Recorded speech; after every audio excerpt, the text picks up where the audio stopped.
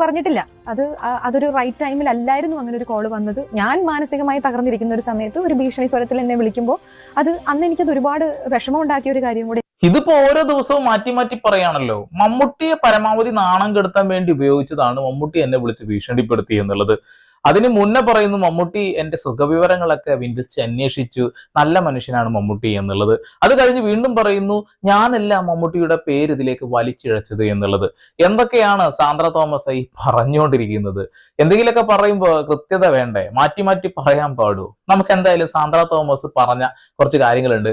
അന്നും ഇന്നും എന്നും എപ്പോഴും പറഞ്ഞുകൊണ്ടിരിക്കുന്ന വാക്കുകളുടെ മാറ്റുന്ന ചരിത്രം.